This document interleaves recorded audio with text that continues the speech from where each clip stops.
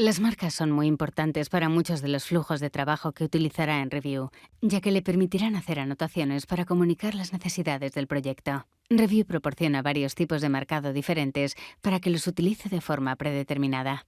Añada texto y otros comentarios con el cuadro de texto, la llamada, la máquina de escribir o la nota. Puede añadir marcas a mano alzada con la pluma, el marcador de resaltado y el borrador.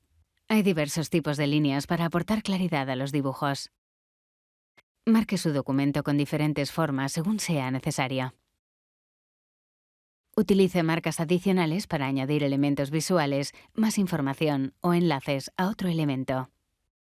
Si su documento se ha calibrado a una escala, puede añadir marcas de medición a esa escala, lo que agiliza y facilita las estimaciones y otros flujos de trabajo de medición.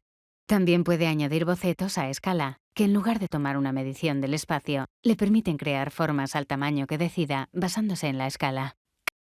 Cada marca colocada en el documento, junto con los metadatos que tenga asociados, se registra en la lista de marcas. Añada una marca desde el menú Herramientas o desde una barra de herramientas activa. Puede añadir todo tipo de marcas a sus archivos PDF, y la forma de añadirse al documento dependerá del tipo de marca que sea. Estas son las opciones. Puede hacer clic y arrastrar de un punto a otro. Esto es típico de marcas que terminan como formas cerradas, como cuadros de texto o polígonos.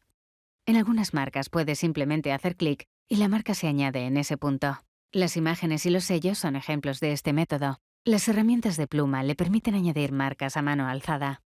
Tal vez quiera seleccionar cada uno de los puntos de sus líneas o formas. Con una línea, por ejemplo, haría clic en los puntos inicial y final de la línea.